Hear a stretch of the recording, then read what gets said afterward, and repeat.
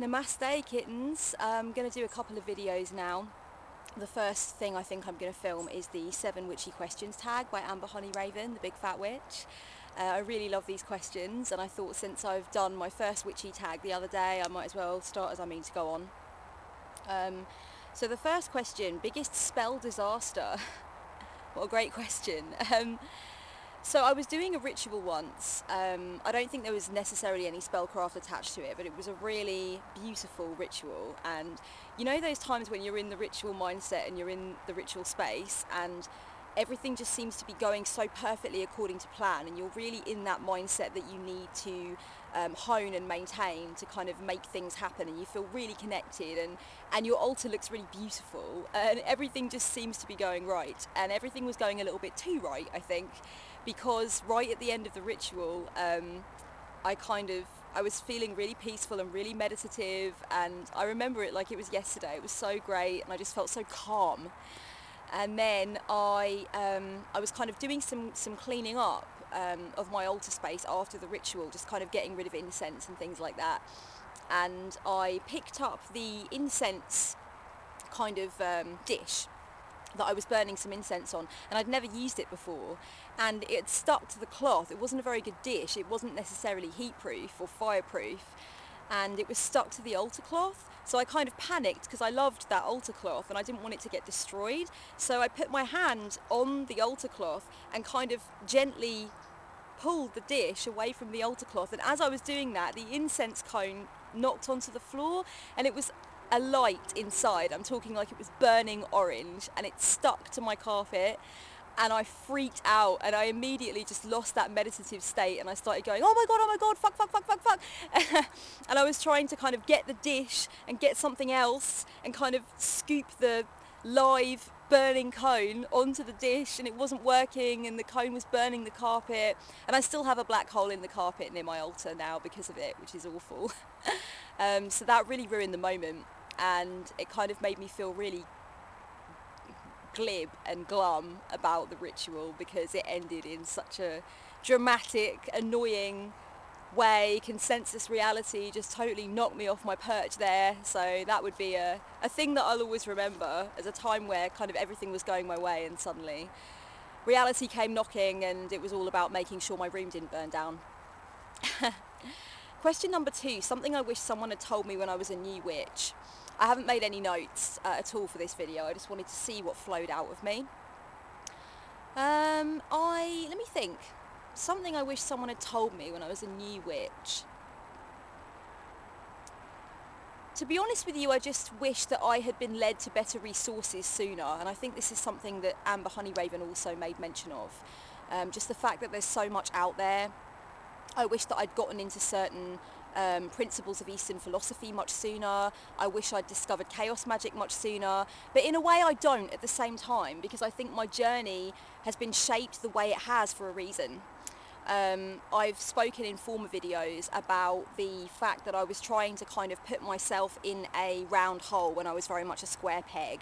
I was trying to do the Wicca thing, and I was trying to follow these books, and I was trying to call the corners and bond with the elements, when really that wasn't my bag. I had a totally different vision inside my head, I think, but I wasn't allowing it to really grow and become anything, because I wasn't sure that it was right. I wasn't sure that it would be supported energetically by the universe or by other people.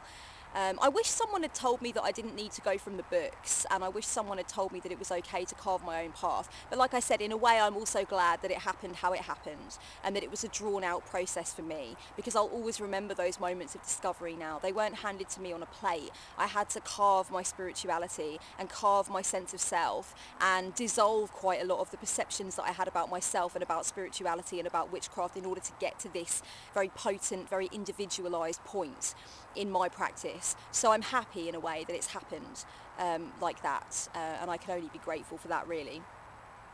Number 3, biggest witchy pet peeve. There's a couple, I guess. The first is that the word witch has become so synonymous over time with that Hollywood idea of kind of like shooting fireballs out of your hands, or putting a love spell on a guy and making him infatuated with you. And actually it's very difficult for people that have no concept outside of those ideas to process the fact that I'm a witch and that it means something completely different, whilst also kind of meaning the same thing but not really. So really the word witch, even though I love it and even though I embrace it and even though I make an effort to connect with my tribe who also love it and embrace it, it's difficult to explain to somebody, or even to come out of the broom closet to somebody who has no concept under God whatsoever of what a witch is, other than, you know, these J.K. Rowling, Harry Potter, that kind of, you know, all of that stuff. It's difficult because I feel like immediately if I say I'm a witch, they're going to align me with that stuff and they're going to think I'm some kind of crackpot who reckons they can defy the laws of physics, or maybe doesn't even believe in the laws of physics. And it's difficult to know where to start unravelling that particular ball of wool. The other pet peeve I would say that I definitely have is people, Christians in particular. I've never experienced it with any other part of the Abrahamic triad actually. Certain areas of Christianity that feel it's their duty to proselytise to me, to save me from hell, you know, to let me know in no uncertain terms that I need to accept Christ into my life. When I receive inbox messages like that, it's kind of a drag, and I feel mean just deleting them and not watching these hour-long videos they send me about Sodom and Gomorrah, because I'm sure it's very important to them that I watch. But I just feel that I've been completely dismissed and my beliefs have been dismissed, and so that's kind of a pet peeve in a way, I guess. It doesn't annoy me too much. I don't allow it to lower my vibration or anything, but it can be kind of, it can be long, as we say in England. It's kind of long. It's a long thing. Question 4, when did you first know that this was going to be your path? Much like you, Amber Honey Raven, very, very early. I was calling myself a witch a long time before I kind of knew what it would look like in practice or felt comfortable to do anything in practice. As a child, I would scry with a huge hunk of amethyst. I would go into trances. I would read the clouds and the messages in the clouds. I'm doing that right now, actually. It's awesome. I was very much a psychonaut from a young age. I was searching for altered states of consciousness. I was enveloped by altered states of consciousness. I didn't even need to try. They came upon me, and my way of seeing the world was from a very early stage what I would call artistic and fervently witchy. So it was always something I knew I was going to do, and I did my first spell with a bunch of other girls who felt the same way when I was about 13 years old, and we had quite a few witchy sleepovers. So yeah, it all kicked into touch very early for me, and I'm very grateful for that. It's been an amazing journey. I'm nearly 30, so it has been an incredible journey so far from so young. Question 5, best witchy book you've ever read? I would say probably Liber Chaos and Liber Null by Peter J. Carroll, Prime Chaos and Condensed Chaos by Phil Hine. They just gave me the keys to my freedom. They gave me the external permission, which kind of matched up with my internal permission to do what I wanted, and they gave me something that I could look at and say, yes, that's already what I believe, let's go, let's run with it, let's do something. So yeah, they're my favourite witchy books, I guess. Number 6, best witchy TV show or movie? I don't enjoy Harry Potter. I've never really watched Charmed. None of that stuff really appeals to me. I love the craft. I think this is true of the vast majority of witches. I love it, love it, love it. I could still watch it now. I could put it on and just have it in the background and then put it on again and watch it again. I showed it to my boyfriend last summer, I think, and he loved it. So yeah, I love it. I'm going to tell you a story actually. When I was in school, I was not the most popular of children. I was definitely considered to be an oddball, a freak, a misfit. I found certain people who resonated with me, and I didn't let any kind of bullying or judgment bring me down. But I was definitely, in my class and in my year at school, always considered to be somewhat of a strange character. And I remember a bunch of the popular kids went to see The Craft at the cinema. And the next day at school, they were all laughing at me and calling me Nancy, and I had no idea why. I thought it was really odd. And all day they would be like, all right, Nancy, how you doing, Nancy? And I didn't really understand. I understood they were taunting me, but I didn't understand the context. And then I saw The Craft a couple of weeks later, and I was delighted. I thought it was a great nickname for me. Oh, it was brilliant. So yeah. And question number 7, have you ever doubted your path, and what did you do about it? Yeah, I've had times where I've found it more difficult to own the word witch. Maybe I felt I wasn't entitled to.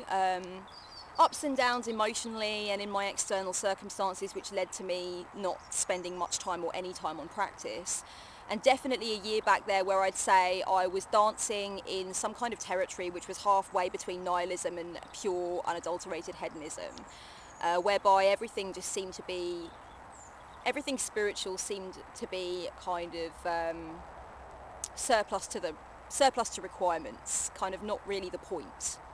And yet I was having transpersonal experiences all the time. I was just trying to ignore them or kind of put them down to weird feelings or whatever. But at the time it didn't bother me, and I came back to the path at the right point for me, and I feel very strong in it again now. So I suppose on and off life just gets in the way. Yeah, John Lennon said life is what happens when you're busy making other plans, and I think sometimes that's been the case for me. But I've certainly never had a full-on spiritual crisis or something that I felt was alarming for me or something that I was very worried about. So that's a good thing, I think. I've been quite certain and steadfast in the fact that I'm pantheist for quite a few years now, and even though I danced in atheist territory, I kind of think pantheism and atheism are quite closely connected cousins anyway, and you'll meet many atheists who steadfastly state that they're not spiritual, but actually when you talk to them about life, the universe and everything, you actually can create those very strong empathetic connections with them. Their ideas are not really that different, it's just the label that they put on it and the way that they assign things to it through their consciousness. So even though I danced in atheistic territory, I wouldn't say I was worried about it at all. I certainly never took that label though. The label atheist is never one that I have taken myself personally. I've always known that it wasn't quite that way. And even if I did feel I was an atheist, I would still term myself an agnostic, which I still do now because, you know, really who the hell knows? We're just processing things through our human consciousness, and we're never really going to know. Unless at some point after ego death, after this life, we do know in our soul essence. But I think me as Kellyanne Maddox on planet in this moment, I'm not really sure. I'm just trying to piece things together and enjoy the process of piecing things together. So yeah, and I think it's okay to have experiences that are so fervent and so game-changing, so unbelievably earth-shattering, that you feel that you do know in some part of you that there is something. I wouldn't say that I would get really dogmatic about the specifics, because I find people that do that kind of a bore, and I feel they're often projecting. I would never want to state that I understand any more or any less about deity or energy or magic or anything else of that nature than anyone else that I come across. But I think in one of the final interviews that Carl Gustav Jung gave, the interviewer asked, "Do you still believe in God?" And he said, "I don't believe, I know." And it always lifts me when I think of that. I don't believe, I know. And Terry Pratchett said something similar. I think it might have been in one of his books, I'm not sure. But he said that, like, witches don't believe in gods.